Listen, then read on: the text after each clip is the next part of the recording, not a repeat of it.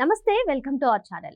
ఆంధ్రప్రదేశ్లో జగన్ ప్రభుత్వ హయాంలో వేలాది కోట్ల రూపాయలతో జరిగినటువంటి మద్యం కుంభకోణంలో బాలాజీ గోవిందప్పను అరెస్ట్ చేశారు. మరి ఈయన చూసుకున్నట్లయితే జగన్మోహన్ రెడ్డి భార్య అయినటువంటి వైఎస్ భారతి ప్రధాన అనుచరుడు, అదేవిధంగా భారతి సిమెంట్స్ డైరెక్టర్. ఇదిలా ఉంటే ఈరోజు సాక్షిలో ఒక ఇంట్రెస్టింగ్ ఆర్టికల్ రాశారు. మరి అసలు జరగనటువంటి మద్యం కుంభకోణాన్ని సృష్టించి మరి పాత్రధారుల్ని కూడా చాలా వ్యూహాత్మకంగా చంద్రబాబు నాయుడు గారే రంగంలోకి దించుతున్నారు అన్నట్లుగా ఆ ఆర్టికల్ రాశారు. మరి అందులో వాస్తవం ఎంత ఉంది తెలుసుకునే ప్రయత్నం చేద్దాం. దీన్ని పూర్తిగా విశ్లేషించడానికి మనతో పాటుగా ఉన్నారు సీనియర్ జర్నలిస్ట్ సత్యమూర్తి గారు. సార్ నమస్తే. సార్ నమస్కారం అండి. ఆంధ్రప్రదేశ్లో జరిగినటువంటి ఈ లిక్కర్ స్కామ్లో బాలాజీ గోవిందప్పని అరెస్ట్ చేశారు. సార్ ఇదిలా ఉంటే ఈరోజు సాక్షిలో ఒక ఇంట్రెస్టింగ్ ఆర్టికల్ వచ్చేసింది.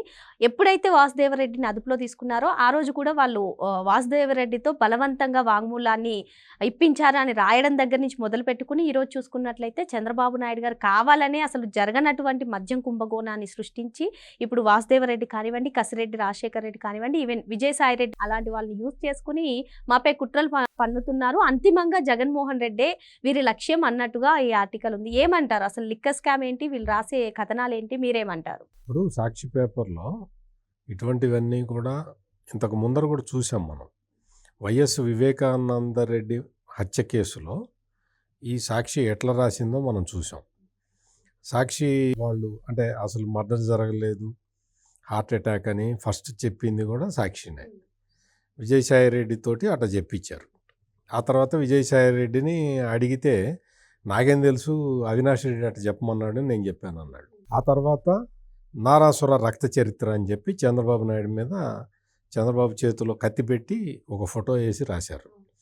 ఆ తర్వాత వైఎస్ వివేకానంద రెడ్డికి రెండో భార్య ఉందని, ఆ భార్యకి ఒక పిల్లాడు ఉన్నాడని, ఆ పిల్లాడి రాజకీయ వారసత్వం కోసం సొంత కూతురు అల్లుడు చంపించారని చెప్పి అప్పట్లో సజ్జల రామకృష్ణారెడ్డి చెబితే సాక్షిలో పుంఖాలుగా పేజీలు వార్తలు రాశారు.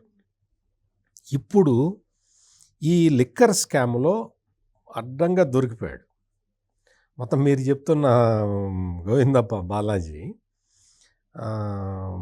భారతీ రెడ్డి కంపెనీల్లో డైరెక్టర్. ఇప్పటి నుంచి కాదు, చాలా సంవత్సరాల నుంచి డైరెక్టర్. ఆయనకి ఏదో ఇంకొక పేరు వింటేజో ఏదో కంపెనీ పేరు పెట్టి ఆ కంపెనీ డైరెక్టర్ అని రాస్తున్నది సాక్షి మీడియా.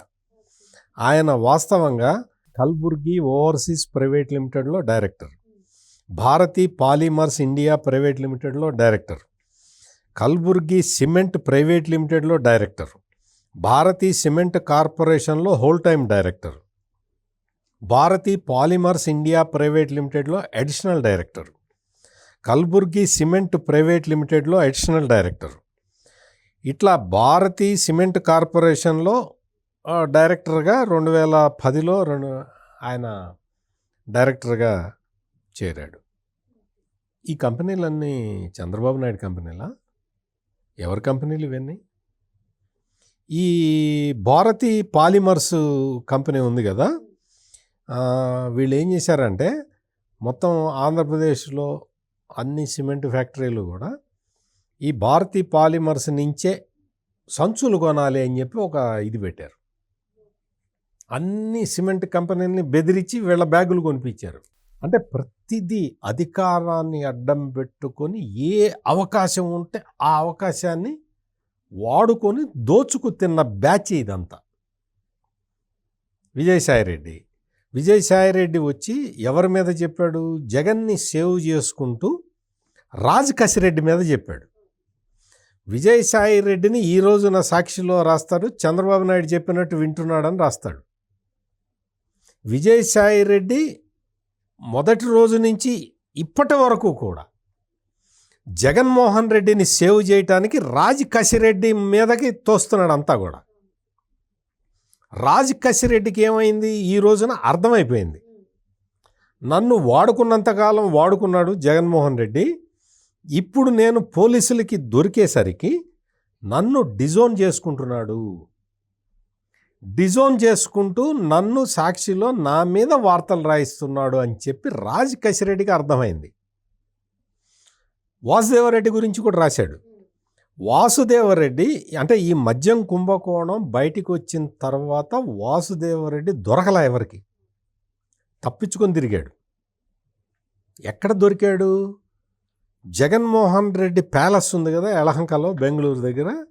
ఆ యలహంక ప్యాలెస్ దగ్గరలో ఇతను కనిపించాడు. ఆ తర్వాత ఇతన్ని ట్రాక్ చేసి పట్టుకున్నారు పోలీసులు. ఇతన్ని ట్రాక్ చేసి పట్టుకోవటానికి ముందరే ఇతని డైరీలు, ఇతని ఇంట్లో పేపర్లు అన్నీ స్వాధీనం చేసుకున్నారు. అన్ని విషయాలు బయటకు వచ్చినాయి. రాజ్ కసిరెడ్డి అనే వ్యక్తి పేరు అంతకు ముందర ఎప్పుడన్నా వినిపించిందా? వినపడలా. గోవిందప్ప బాలాజీ ఈ కుంభకోణంలో ఉంటాడు అని ఎవరైనా అనుకున్నారా? ఎవరు అనుకోలే. ఇప్పుడు ఈ పేర్లన్నీ కూడా ఒక్కొక్కటి బయటకు వస్తూ ఉన్నాయి. ఇంకా రావాల్సిన పేర్లు ఉన్నాయి. అనిల్ రెడ్డి, వైఎస్ అనిల్ రెడ్డి, వైఎస్ సునీల్ రెడ్డి దాకా పోవాలి. ఇంకా అక్కడ దాకా పోలేదు, వస్తుంది. జగన్మోహన్ రెడ్డి ఇవన్నీ కూడా అతను ప్రెస్ కాన్ఫరెన్స్ పెట్టి కూడా చెప్పాడు. నా మీద ఏదో యాక్షన్ తీసుకోవటానికి ఆధారాలని సృష్టిస్తున్నారు అని. నీ మీద ఆధారాలని సృష్టించాలి అంటే అది పెద్ద కష్టమైన పనేం కాదు. కానీ 30,000 మందిని చంపింది ఎవరు? స్పిరిట్ ఇచ్చి, కెమికల్స్ ఇచ్చి, నాసిరకం మద్యం ఇచ్చి, ప్రజల కిడ్నీలు, లివర్లు పొయ్యేలాగా చేసి, నర్వస్ సిస్టమ్ అంతా దెబ్బతినేలాగా చేసి 209% ఈ నాడీ వ్యవస్థకు సంబంధించిన రోగాలు పెరిగిపోయినాయి ఆంధ్రప్రదేశ్లో. ఇవన్నీ ఆరోగ్యశ్రీ లెక్కలు చెబుతున్నాయి. కిడ్నీ కేసులు, లివర్ కేసులు అయితే 90% పెరిగిపోయినాయి, ఎక్స్ట్రా జరిగినాయి. అందరికీ మొత్తం చనిపోయారు, 30,000 మంది చనిపోయారు. ఇవన్నీ ఎవరు చేశారు? ఇవన్నీ అంటే ఆటోమేటిక్గా జరిగిపోయినాయి. ఆ జగన్మోహన్ రెడ్డి నీవు ఇచ్చిన మద్యం, జే బ్రాండ్లు తాగటం వల్ల ఇంత డివాస్టేషన్ జరిగింది. నువ్వేం చెప్పావు? నేను మద్యం వినియోగాన్ని తగ్గిస్తాను, సంపూర్ణ మద్యపాన నిషేధాన్ని పెడతానని చెప్పావు. అప్పటికి ప్రజలకి ఒక అవగాహన లేదు నీ గురించి. నువ్వు ఏదైతే చెబుతావో దానికి రివర్స్లో చేస్తావు అని ప్రజలకు అర్థం కాల. ఈ రోజున అర్థమైంది బాగా. మొత్తం దోచుకున్నదంతా దోచుకొని ఆ డబ్బులన్నీ మొత్తం అన్నీ కూడా వేరియస్ సోర్సుల ద్వారా అందరికీ పంపించేసి నువ్వు బెంగళూరు రియల్ ఎస్టేట్లో 1,000 కోట్ల రూపాయలు ఖర్చు పెట్టారు. 1,000 కోట్ల రూపాయలు పెట్టుబడులు పెట్టారు. ఎక్కడి నుంచి వచ్చిన 1,000 కోట్లు? దుబాయ్లో 4,000 కోట్లు ఇక్కడి నుంచి డబ్బులు తరలించుకెళ్ళి అక్కడ పెట్టుబడులు పెట్టారని చెప్పి నర్సరావుపేట ఎంపీ లావు కృష్ణదేవరాయలు నిండు పార్లమెంటులో చెప్పాడు. ఈ రోజున ఎన్ఫోర్స్మెంట్ డైరెక్టరేట్ రంగంలో దిగుతూ ఉన్నది. ఇవన్నీ సృష్టిస్తే వచ్చే సాక్ష్యాలు కాదు కదా. సృష్టిస్తే వచ్చే సాక్ష్యాలు నిలబడవు కదా. నీ వాసుదేవరెడ్డి, ఎక్కడో రైల్వేలో పని చేసుకుంటున్న వాసుదేవరెడ్డిని నువ్వు తెచ్చావా? చంద్రబాబు తెచ్చాడా? అసలు బ్రెవరీస్ కార్పొరేషన్ ఎండీగా రైల్వేలో పనిచేసే వ్యక్తిని ఎట్లా పెట్టావు? ఎందుకు పెట్టావు? అసలు రాజ్ కసిరెడ్డిని ఐటీ సలహాదారుడిగా ఎట్లా పెట్టుకున్నావు? ఐటీ సలహాదారుడిగా పెట్టడానికి అతని పరిస్థితి ఏంటి? అతన్ని తీసుకొచ్చి ఈ మద్యం కుంభకోణంలో సంపాదించే డబ్బులన్నీ ఛానలైజ్ చేయడానికి అతన్ని వాడుకున్నావు. సజ్జల శ్రీధర్ రెడ్డి అనే వ్యక్తి, ఆయన ఎస్పీవై రెడ్డికి అల్లుడో మేనల్లుడో ఏదో మనకు తెలియదు. ఆయన తెలుగుదేశం లీడరట. ఆయన ఎవరి తరఫున పోటీ చేశాడు? ఏ పార్టీ తరఫున పోటీ చేశాడు? నీ సిండికేట్లో మెంబర్ అయ్యి ఉండి అతను తీసుకొచ్చి పెట్టుకొని నీకు విజయసాయి రెడ్డే స్వయంగా చెప్పాడు, నేను 100 కోట్లు లోన్ ఇప్పించానని. అరవింద ఫార్మా వాళ్ళతోటి లోన్ ఇప్పించాను. 100 కోట్లు లోను ఎట్లా ఇప్పిస్తావు? 100 కోట్లు లోను నేను ఇప్పించాను పెద్దిరెడ్డి మిథున్ రెడ్డికి అని చెప్తాడు. పెద్దిరెడ్డి మిథున్ రెడ్డి ఏం చెప్తాడు? నాకు డబ్బులు ఎందుకండి, నేను ఆయన దగ్గర అప్పు ఎందుకు తీసుకుంటానంటాడు ఈయన. అంటే ఏంటి అంటే దర్యాప్తు సంస్థల్ని తప్పుదో పట్టించటానికి విజయసాయిరెడ్డి మొదటి నుంచి ప్రయత్నం చేస్తూనే ఉన్నాడు ఈ మద్యం కేసులో. రాజ్ కసిరెడ్డి అందుకనే ఏంటంటే ఇప్పుడు ఎదురు తిరుగుతూ ఉన్నాడు. నన్ను వాడుకొని వదిలేశాడు ఈ జగన్మోహన్ రెడ్డి.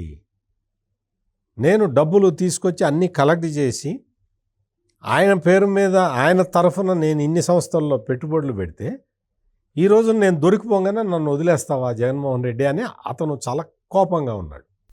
సార్ ఇప్పుడు జగన్మోహన్ రెడ్డికి అపోజిట్గా ఎవరున్నా సరే వాళ్ళకి ప్రాణహాని ఉంది. మనం ఇది వివేకానంద రెడ్డి హత్య కేసులో చూసాము. మరి ఇప్పుడు రాజకేశ్ రెడ్డి అపోజిట్గా ప్రవర్తిస్తున్నారంటున్నారు. మరి మొత్తానికి రాజకేశ్ రెడ్డికి ప్రాణహాని ఉందంటారా?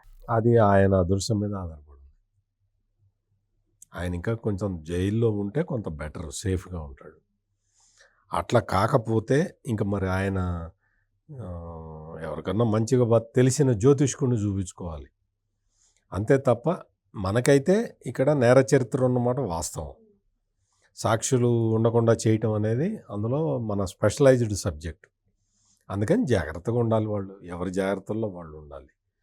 అసలే సినిమా 2 చూపిస్తాను అని విజయసాయి రెడ్డి కూడా ఒకసారి చెప్పాడు, మరి మీరు ఇట్లా అన్ని విషయాలు బయట పెడుతున్నారు కదా, మరి మీ ప్రాణానికి హాని ఉండొచ్చు కదా అని ఎవరో అడిగితే ఉండొచ్చు, అన్నిటికీ ప్రిపేర్ అయి ఉంటానని విజయసాయి రెడ్డి కూడా అన్నాడు. అందుకని మనం ఏంటంటే పులి గుహలోకి వెళ్ళకూడదు, వెళ్ళేటప్పుడే ఆలోచించుకోవాలి. పులికి సింహానికి తేడా తెలుసా నీకు? సింహం ఆకలి అయితేనే వేటాడుతుంది. పులి దానికి అవసరం లేకపోయినా ఎదుటి జంతువుని చంపేసి ఆడ పడేస్తుంది. ఆకలి లేకపోతే తినదు, అంటే చంపుతుంది. సింహం అట చంపదు. సింహానికి ఆకలి అయినప్పుడే అది గుహలో నుంచి బయటకు వచ్చి వేటాడుతుంది. అందుకనే జగన్మోహన్ రెడ్డిని పులివెందుల పులి అంటారు. పులితోటి పోలుస్తారు, సింహంతో పోల్చరు. ఎందుకంటే అవసరం ఉన్నా లేకపోయినా సాటి జంతువుల్ని చంపేసేది పులి. అందుకని ఇక్కడ ఈ మద్యం కుంభకోణంలో మొత్తం దొరికిపోయారు, అందరూ దొరికారు. గోవిందప్ప బాలాజీ డబ్బులు వసూలు చేసి ఎవరికి ఇస్తాడమ్మా? నీకు ఇస్తాడా, నాకు ఇస్తాడా? ఆయన పనిచేసే కంపెనీలో ఆ కంపెనీ ఆపరేటర్కి ఇస్తాడు, అంతేనా? అంతే కదా. రాజకేశ్ రెడ్డి ఎవరికి ఇస్తాడు డబ్బులు? నీకు నాకు ఎందుకు ఇవ్వాలా? మరి వాసుదేవరెడ్డి సంపాదించాడు అడ్డంగా ఆర్డర్లు ఇచ్చి. వాసుదేవరెడ్డి డబ్బులు ఎవరికి ఇస్తాడు? విజయసాయిరెడ్డి ఉన్నాడు నిన్నటి వరకు. విజయసాయిరెడ్డి ఎవరికి ఇస్తాడు సంపాదించిన డబ్బులు? అందుకని అన్ని దారులు అటే చూపిస్తూ ఉన్నాయి. ఇప్పుడు కాకినాడ సీపోర్టు లిమిటెడ్ని పాయింట్ బ్లాంక్లో తుపాకీ పెట్టి కేవీరావు నుంచి రాయించుకున్నారు. ఎవరి డబ్బులు అవి? ఎవరికి ఇచ్చారు? అల్టిమేట్గా గన్ పాయింట్ పెట్టింది విక్రాంత్ రెడ్డి అయినా ఆ డబ్బులు ఎక్కడికి పోయినాయి? అందుకని మొత్తం ఈ మద్యం కుంభకోణంలో కూడా అన్ని వేళ్ళు అటువైపే చూపిస్తూ ఉన్నాయి. అన్ని వేళ్ళు ఇంకా నా వైపు తిరిగిపోయినాయి. దీన్ని ఏం చేయాలా అని విజయసాయిరెడ్డి తెలుగుదేశానికి అమ్ముడుపోయాడు, వాసుదేవరెడ్డి తెలుగుదేశానికి అమ్ముడుపోయాడు, రాజకేశ్ రెడ్డి తెలుగుదేశానికి అమ్ముడుపోయాడు, రేపొద్దున గోవిందప్ప బాలాజీ కూడా తెలుగుదేశానికి అమ్ముడుపోయాడు అని చెప్తారు. అంటే నీ కంపెనీల్లో నీ దాదాపుగా ఒక 17-18 కంపెనీల్లో ఆయన డైరెక్టర్గా ఉన్నాడు. అంటే చంద్రబాబు నాయుడు మనిషిని తెచ్చి నీ కంపెనీల్లో డైరెక్టర్గా పెట్టుకున్నావని నువ్వు చెబితే వినటానికి మేము చెవుల్లో పూలు పెట్టుకొని ఉన్నాం. అంటే మొత్తం అంతా ఆయన తెలుగుదేశం, ఈయన తెలుగుదేశం, దొరికిన వాళ్ళందరూ తెలుగుదేశం అని చెప్పి ఒక విష ప్రచారాన్ని చేసే కార్యక్రమాన్ని సాక్షి పత్రిక ద్వారా చేస్తున్నారు. సాక్షి పత్రికలో వార్తలు చదివితే మనకు అర్థమైపోతుంది దొంగలు దొరికారు అని. మరి మొత్తానికి ఈ మద్యం కుంభకోణంలో ఎవరు బయటకు వస్తున్నా సరే వాళ్ళందరూ కూడా తెలుగుదేశం నుంచి వచ్చిన వాళ్ళని చెప్పి మరో దుష్ప్రచారానికి తెరలేపారని చెప్పి సార్ చెప్తున్నారు. Thank you sir. నమస్కారం.